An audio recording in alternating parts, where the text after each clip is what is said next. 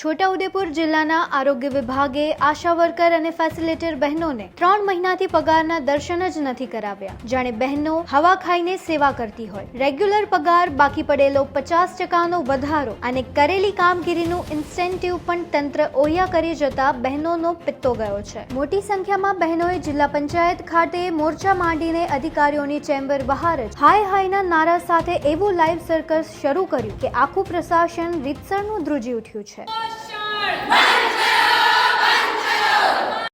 4 મહિનાથી સાહેબ પગાર નથી ચૂકવાયો. બીજું બધું તો તમે છોડો, તો કઈ બાજુનું આ મહિલા સશક્તિકરણ છે? અધિકારીઓ પદાધિકારીના લાખો રૂપિયાના તોતિંગ પગાર સમયસર થઈ જાય અને આ ગરીબ બહેનો રાત દિવસ આ 42 ડિગ્રી તાપમાનની અંદર તડકામાં સર્વેની કામગીરી કરે, જાતના કામ કરે, ટાર્ગેટ ઉપર ટાર્ગેટ એમની જોડે પૂરા કરાવડાવે અને તમે મામૂલી ઇન્સેન્ટિવ નથી આપી શકતા. વેકેશન પૂરું થઈ ગયું છે, સ્કૂલો ખુલી ગઈ છે, નાના બચ્ચાઓની સ્કૂલ ફી ભરવાની, દફતર, કંપાસ, સ્કૂલ ડ્રેસ, બૂટ, મોજા શું ના જોઈએ આજે નાના બાળકને. જીદ કરે છે, બિચારી બહેનો સમજાઈ રહી છે કે બેટા પગાર થશે ત્યારે તમને પૈસા આપીશું.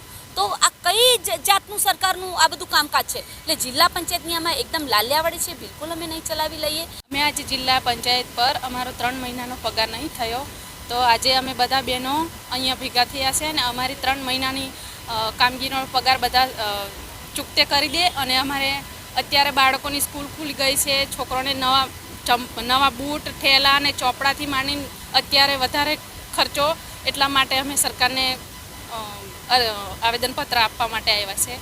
ધરણા પર બેસેલી બહેનોએ જિલ્લા આરોગ્ય અધિકારીને સીધી ભાષામાં કહી દીધું છે કે સાહેબ, કામ પૂરું તો દામ પણ પૂરું જોઈએ. મફતમાં સેવાના દિવસો ગયા. જો વહેલી તકે વહીવટી કુંભકર્ણની ઊંઘ ઉડાડીને નાણાં ખાતામાં જમા નહીં કરાય તો આગામી દિવસોમાં ઉગ્ર આંદોલન કરીને અધિકારીઓનો પરસેવો છોડાવી દેવાની ખુલ્લી ચીમકી અપાઈ છે. હવે તંત્ર ક્યારે જાગશે તે જોવા લોકો ભારે કુતૂહલ સાથે રાહ જોઈ રહ્યા છે.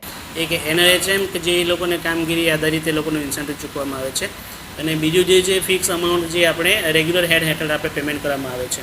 એમાં NRHMનું જે બજેટને ધ્યાનમાં રાખીને આપણે છેલ્લા લગભગ ગુજરાત સરકારથી ગ્રાન્ટના અભાવે અમને એ ગ્રાન્ટ સુપ્રત કરવામાં ન આવેલી હતી, એટલે એ દરમિયાન એમનું ચૂકવણું હાલ પૂરતું બાકી હતું, પણ એ હમણાં ગ્રાન્ટ અમારી પાસે ઉપલબ્ધ થઈ હતી. અમે હાલમાં એની કાર્યવાહી ચાલુ કરી દીધી છે. તંત્રની આવી આળસુ નીતિ સામે બહેનોની આરપારની લડાઈ જોતા રહો ગુજરાત વંદન. ધન્યવાદ.